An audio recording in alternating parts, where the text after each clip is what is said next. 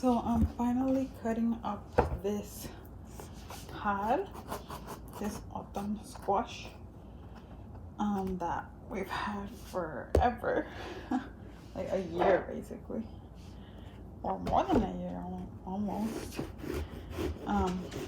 And it's lasted like this long.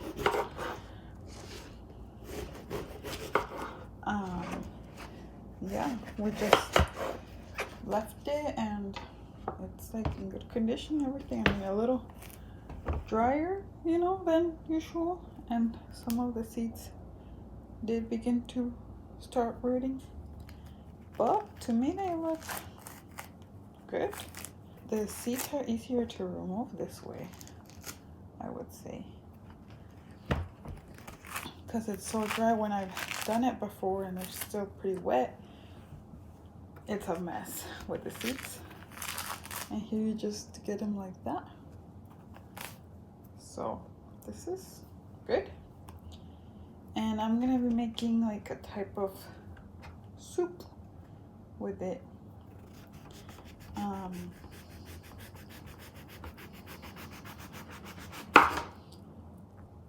Yeah, like maybe like a roasted butternut squash kind of situation.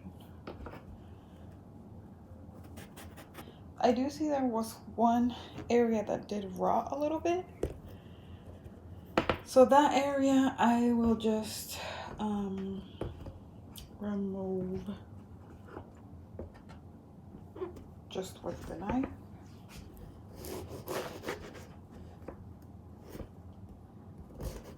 Make sure it didn't like spread too much. I think it was because there was a hole, so that's why it rotted there. But I mean, other than that, it's in great condition. To think it lasted this long, and it kind of makes sense why our ancestors, like the autumn ancestors, and even down south, why we grew squash like this, because it lasts forever. It's easy to grow, drought resistant, and it's just amazing, really. Okay, so I think I'm just gonna cook these up, like roast these like a type of butternut squash. Thinking that's what I'm gonna do. And then scoop it out with a spoon or fork, and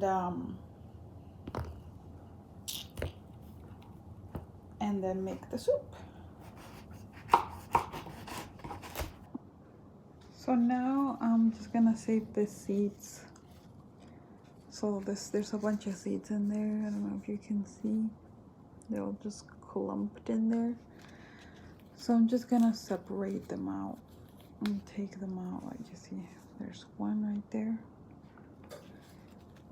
And most of them are pretty dry, but there's a few that are still moist, so it'll be good to lay them out to dry first before we can save them properly. So I'm gonna just keep separating these and I'll show you the next step. So here I just buttered all of these. I'm gonna put them in the oven now to make this soup. I mean, not buttered, I put oil, olive oil. And it almost all fit here.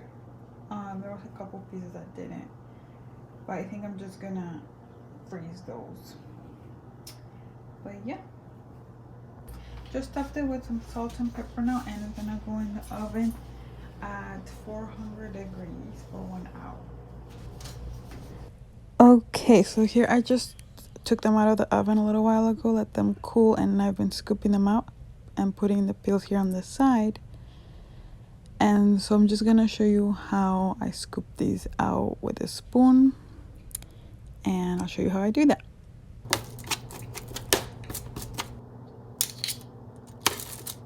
Just take the skin, put it in.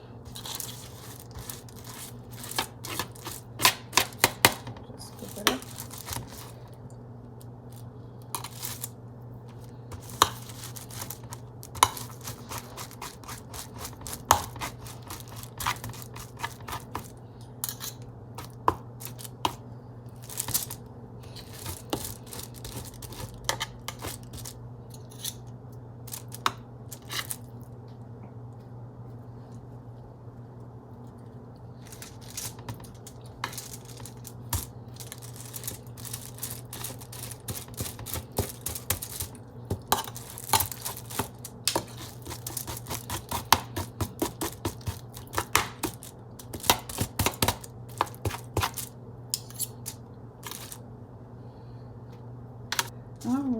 So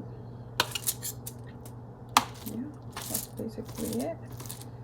So just now I'm just gonna mash all of this pretty good. I'll let you know what I do from there. Okay, so here I just chopped up some onion that I'm gonna put in a big pot with some olive oil to saute a bit. And I'm chopping up some carrot and celery and adding that in there and sauteing that until it's soft. And I'm gonna add some water and some bouillon cubes and then add the squash. So I didn't show you guys everything I finished, so but let me just explain what I did. I just put the onions to saute and then added chopped carrot and celery and just like kind of stir fried it for a while, like 7 minutes maybe. And then it was taking a little long, so I added some water and boiled it so it would cook faster. And then added the like 2 bouillon things, and then I some paprika. Oh yeah, you put paprika and a little bit of